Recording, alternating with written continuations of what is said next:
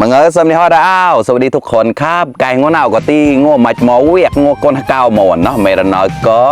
เป้าจะจิตไหวนะกลางกายยันหมอนยี่ใหญ่กำเนิดนะแชร์กันตีในดักเล่าตัวไรและได้เราได้เยอะนะเรื่องเชียร์ป้อเองก็มูจ่อนะวันนี้ก็คือวันชัดหมอนนะครับหรือว่าวันบรรพบุรุษหมอนนะครับก็เลยแต่งชุดหมอนมานิดหน่อยครับครั้งที่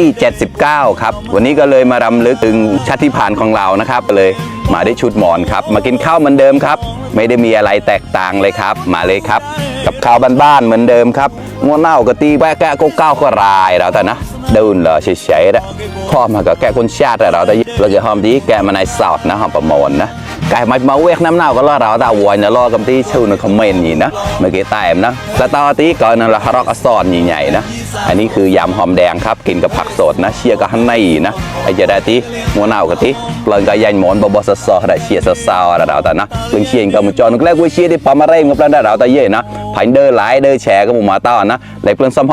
อดก็ตั้งเก่าหนกๆเลยนะฝากกดไลค์กดแชร์ด้วยนะครับเพื่อนๆมาเลยครับมากินด้วยกันเหมือนเดิมเลยครับเพื่อนๆเป็นยังไงใส่ชุดหมอนแล้วเป็นยังไงครับดูดีไหมครับเปิดชิคก้ได้หาได้นะปลอดติดปลอดตะลอยหมอนไปนะไก่ตามนุ่งอลอนแกลนติเชียร์รอกนะกินยำหอมแดงก่อนครับกินกับผักสดเจียกับนี่หลอดนะเดี๋ยวจับมันแกล้กระดาษก็คำโตหมอกโตตามนู้นละ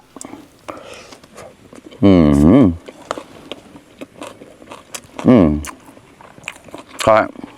อร่อยนี่ก็อาเลี้ยงเราก็มาเวกตอนที่งูเศร้านะไก่ทิ้งชีปองนำกำจอดแล้วนะมากินข้าวด้วยกันครับมา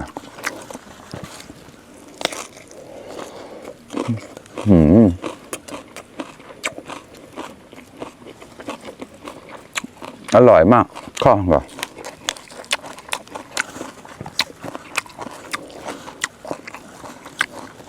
แล้วอะไรล่ะขำโตหมอกโตตานุ่ง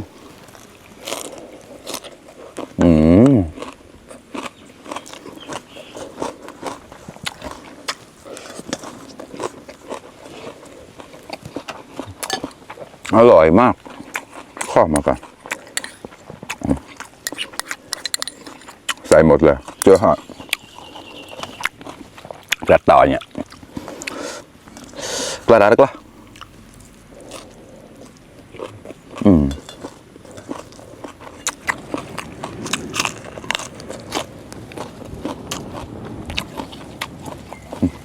ผักชีอะไรละ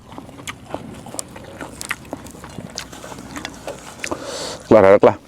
คำโตหมอกโตตานุ่ง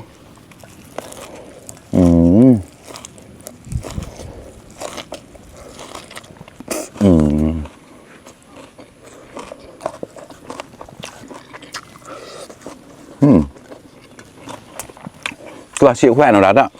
แควกะก็ก้าวกระไรนะปลาแห้งครับปลาแห้งกับหัวไชเท้าครับแกงเผ็ดนะครับอร่อยเหมือนเดิมเลยครับเชี่ยครอบเล่าหน่ะรัดอะกละ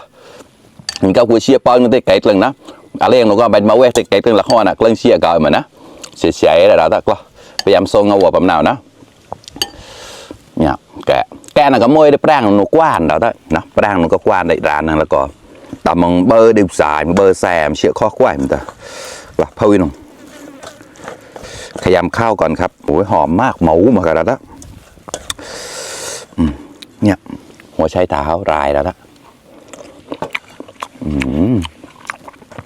อร่อยก็คำโตหมอกโตเต้านุ่ง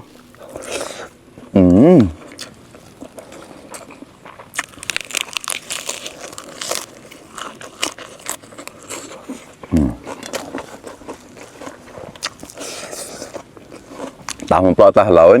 ตามมันปลอดบุปผาเชี่ยไม่แควเดินเดาในได้แบบนั้นแต่แปลตัวก็แควเราแล้วหน้าช่องแตนนะกายผม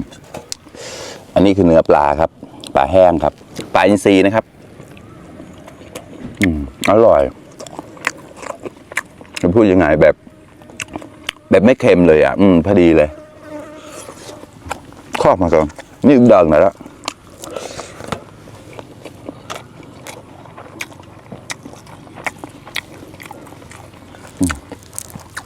ผักชี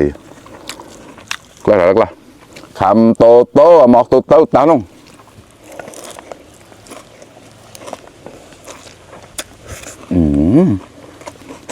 ดีมากข้อมัน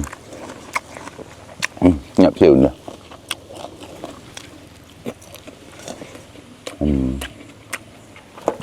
ขอ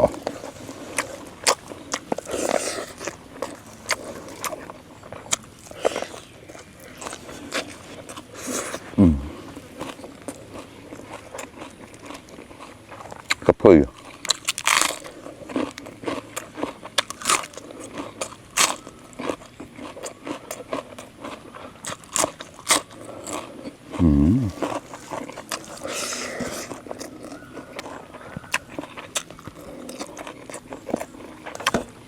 แฝงหลายแก้วก้าวเราเดินจำหรอกข้อแขวนแต่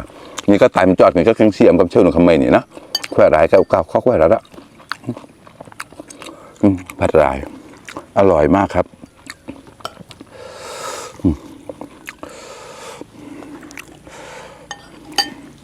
เผ็ดนะเราหนูแล้วละ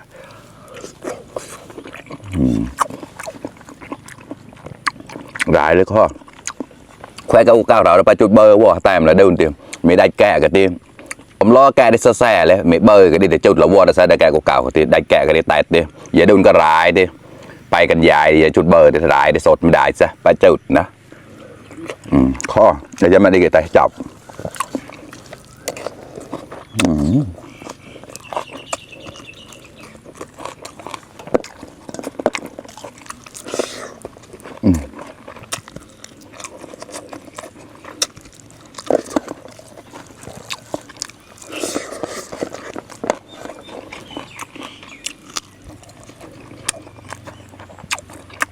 ข้อมาแล้วแป๊กมาค่ะ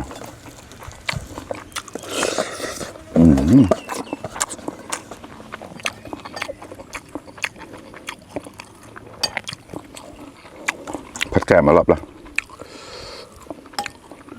รายหัวใช้เท้าด้วย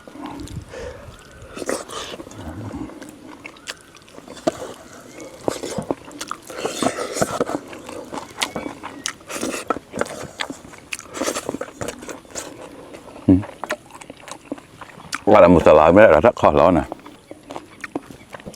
โอเคครับเพื่อนๆอิ่มอีกหนึ่งมื้อแล้วครับพอมาแกะไปเราได้ยินนะเดี๋ยวก็มาเวียดนามหนาวก็